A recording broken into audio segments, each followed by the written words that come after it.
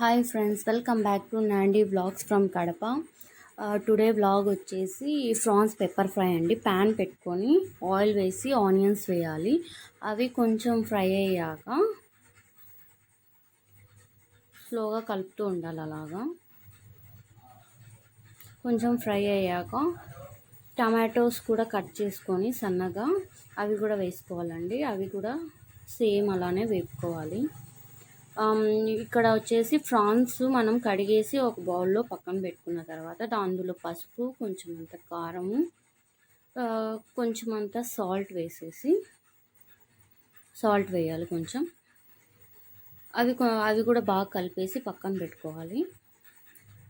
తర్వాత ప్యాన్లో అల్లం వెల్లుల్లి పేస్టు, కొంచెం అంత పుదీనా, కొత్తిమీర వేసి కలపాలి. అలానే మనం కలిపి ప్రాన్స్ కూడా వేసేసి వేయాలి.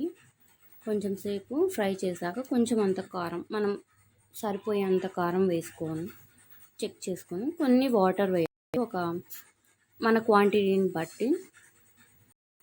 అలా కలిపాక దగ్గర పడినాక ఆయిల్ అనేది బయటకు వస్తుందండి. అప్పుడు మనం కొంచెం అంత ధనియా పౌడరు, పెప్పర్ పౌడర్ కూడా వేయాలి.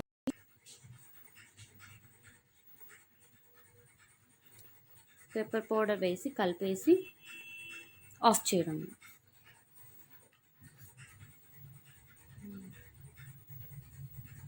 చూడండి ఎంత టేస్ట్గా ఉందో, చూస్తుంటేనే నోరు ఊరిపోతుంది. దీని కాంబినేషన్లో ఏదైనా కలర్ రైస్ కానీ బిర్యానీలో కానీ సూపర్ ఉంటుంది. దాని కాంబినేషన్లో చేసి please subscribe and like, share and comment. Thank you.